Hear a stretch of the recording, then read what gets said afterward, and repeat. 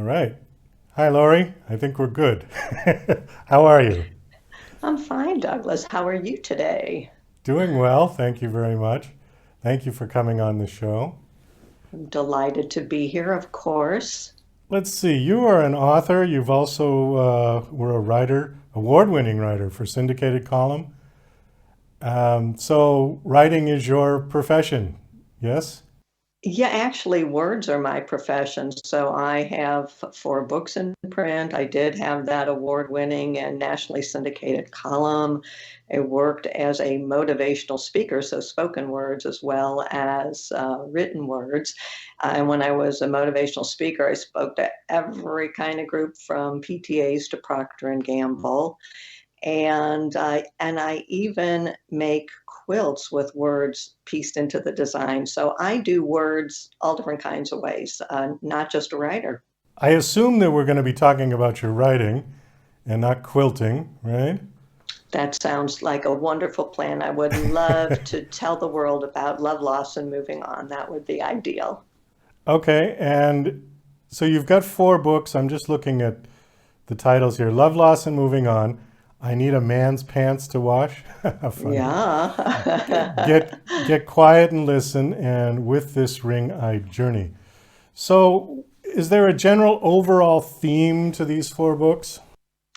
There definitely is. In all of my creative endeavors, and most of my professional life has been in the field of motivation.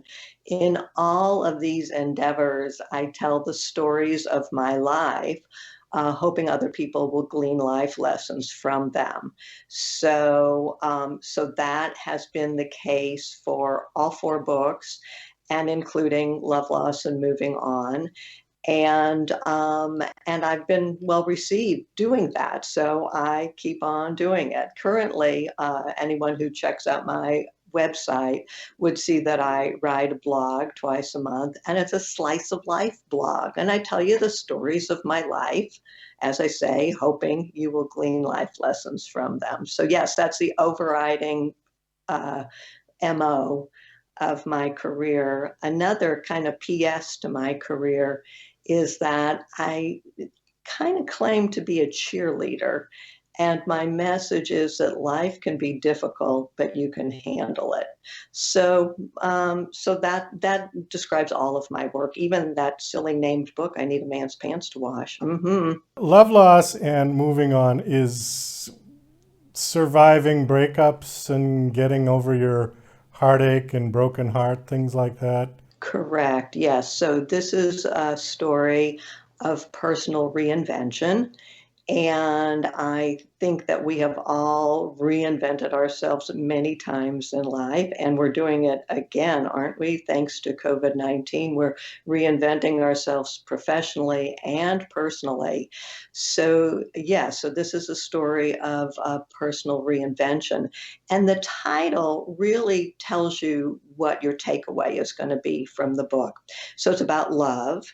In this case, it's love the second time around when you already have kids, and in my case, grandkids. And it's really hard to be a girlfriend and a mom all in the same breath.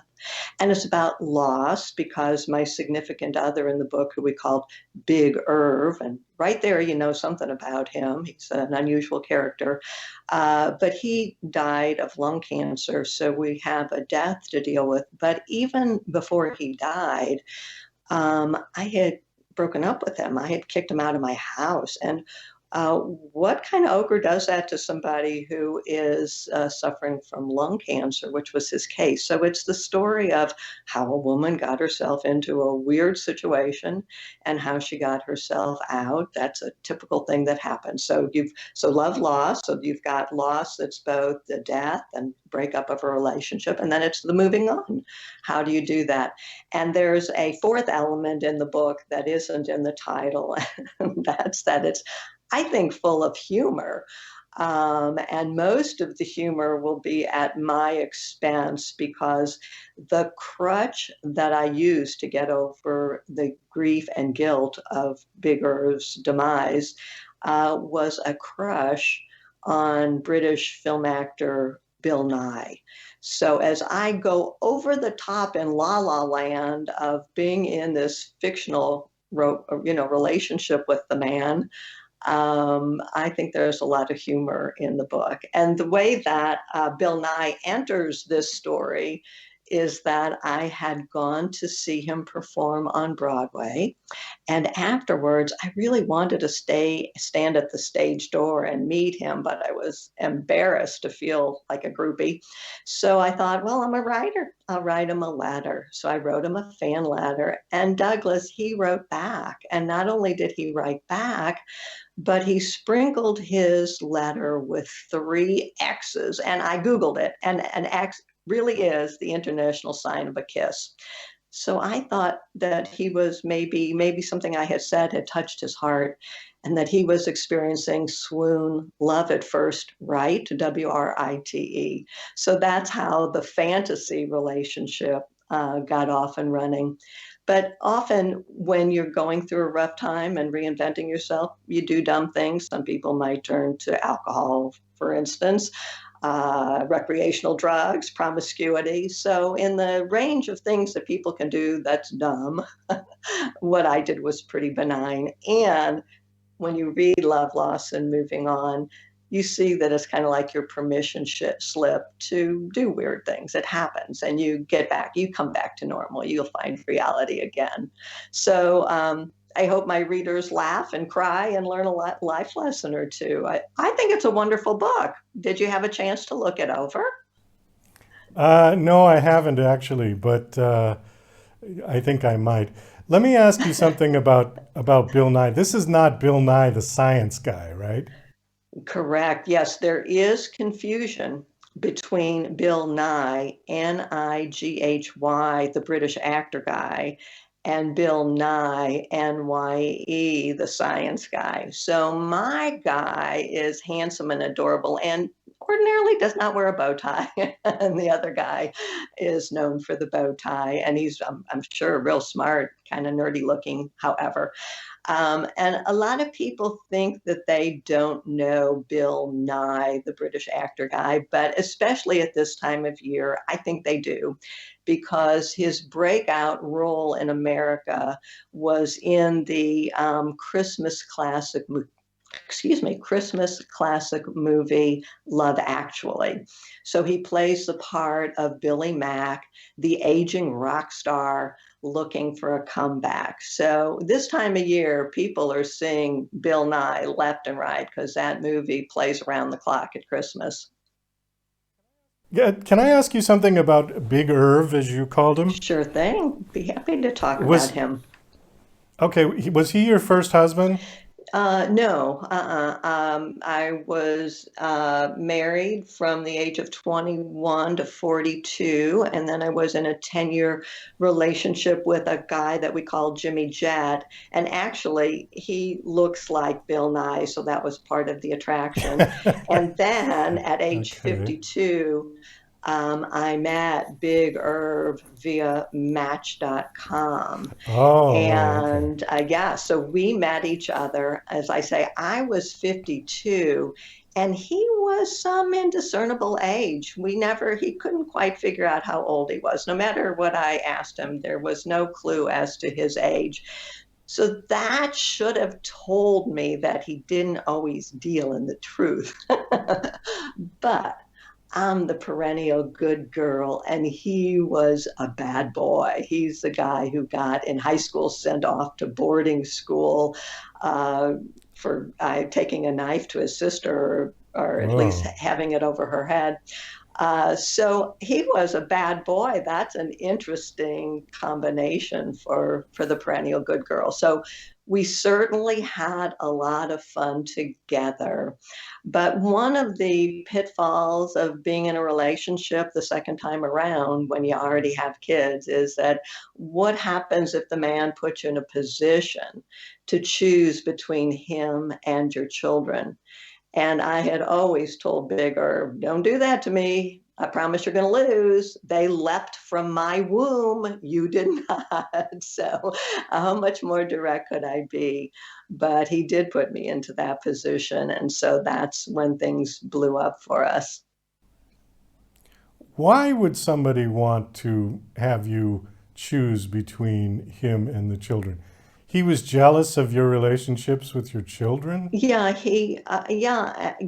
definitely. And to be honest, my children were equally jealous at times. For instance, do we go to his family's house for Thanksgiving or do we host Thanksgiving at my house, with my kids? So I think, in all fairness, that it is difficult. Love the second time around is difficult. But the reason, what specifically happened was he was very sick and he really wanted there to be quiet in the house. And this is my house. He moved into my house. And so he didn't want my grandkids to come over. And if they came over, he sure didn't want them to make noise. And he and I fought and fought and fought and fought about that. And finally, he went to my daughter when her children were over here and sent her a text message that said, "Death to the noisemakers." Well, I promise you that he was not going to kill my grandchildren. But that was a pretty big moment in our relationship. And so that's when we broke up. I have to tell you, though, that another darling story about Big Irv is that we never talked about moving in with each other. He surprised me on his 65th birthday. By that point, I knew how old he was. He surprised me on his 65th birthday by moving in. He told me that morning. I mean, he'd been clearly spending lots of time at my house, but he told me on that morning that he had put all of his stuff in storage and he had given up the lease on his apartment. And so, I don't know, other listeners, what do you do? I just thought, well, maybe this is a sign from God that we're supposed to try living together. And it worked well. We had a lot of happy years until he needed it to be quiet in my house, and I have 10 grandchildren. So anyway, but don't you, for people who love to read, one of my favorite stories to read is, how does a woman get herself into this situation and how does she get out? So I think that's as classic a tale as moving on from a loss. It's as classic a tale as having a crush on a celebrity, all of which gets mixed up together in Love, Loss, and Moving On, making it, in my mind, a really terrific book. And of the 4 books I've written, it's definitely my favorite. It's exactly what I want in a book. I want a book that makes me laugh and cry and teaches me a life lesson or two. Can I go back to Big Irv's moving in surprise for Mm-hmm, you for a mm-hmm. second? So you had no idea, that you hadn't discussed this with him in advance, that we may be considering him moving into your house? No, nothing? We had not. Okay. Big Irv and I had a failure to communicate. To me, that's one of the male-female problems, is that we don't, speak English well together. So when you read Love, Loss, and Moving On, there is the passage where he maybe proposed to me at one point, but I wasn't really sure if that was what he was asking or saying. And I had no need to get married. I had already done that. And I didn't need to get married, so I just kind of ignored it and went away. So we did have a conversation. We maybe had a conversation about maybe getting married, that we never completed the conversation. But no, we never discussed him moving in or anything of that nature. And in fact, I spent a fair share of time at his place too. And so I had a bunch of clothes and makeup and toiletries and stuff like that at his house. That all got packed up too. Just got packed up and put in storage. Well, okay, because to be honest with you, uh, that sounds like the tip of the iceberg of somebody who has some serious control issues. And it sounds like one of the most pretentious, selfish things that I've ever heard anybody do. and all in the name of surprise as a benefit to you. Well, thank you, because my fear when I put out the book, when I put out Love, Loss, and Moving On, is that people are going to say, what kind of an ogre kicks a man out of the house when he's dying of lung cancer? So thank you for saying, what kind of crazy man was this, controlling man was this? But I have to tell you, Douglas, that I have a neighbor whose live-in boyfriend, who she can't stand at the moment for the last several years, he likewise surprised her and moved in. So I don't think that it's as uncommon as you think. And again, I think it's an interesting story. How does a woman get herself into a weird relationship, and how does she get herself out? Well, you know what it reminds me of, and I know this is going to sound slightly sexist, but it reminds me of like Christmas when the man buys himself power tools and a table saw and everything and wraps it up and gives it to the wife as a present. Oh gosh, I That's don't what it know. reminds me of. That wasn't Big Irv. Big Irv. So I'm a very frugal person. I'm always saving for a rainy day, for first for my kids' college education, now for my grandkids' college education. Big Irv had a philosophy: you only need one more dollar than you're gonna spend. So let me just say that this man was very generous, and he would literally spend his last dollar on me. And we went to the Ohio State Fair, and it cost $60 a person for a 10-minute helicopter ride. He was like, well, of course we're going to ride the helicopter. So he was a very, very generous Well, guy. okay, so he was a generous guy financially, Yeah. but emotionally, I think he made up for it, is what it sounds like. Yeah, one of the reasons so Big Irv died in 2014, and I haven't chosen to enter a new relationship. But one of the reasons is that, yeah, I kind of ended up pancake flat on the floor, and I'm glad, he was a steamroller, and I'm glad to have puffed myself back up a little bit. And I don't exactly trust myself, to try it again, because I really thought, as readers of Love, Loss, and Moving On will see, I really thought I was standing up to this guy. I really did, all along. And but look what happened. I don't know. Okay, we got to wrap this up. We've gone way over, unfortunately. But it was fun. We Do you had have a? fun. It was fun. It was great fun. Do you have a website you want to give out? I do. I would love everyone to go to www.loriekleinereckert.com. And oh my gosh, you'll find my artwork and my blogs and more about the book and my other books. It's all there. So please visit the website and get to know me better. I would love that. Great. Thanks, Lorie, for coming on. This was a nice chat. Nice meeting you. Best of luck.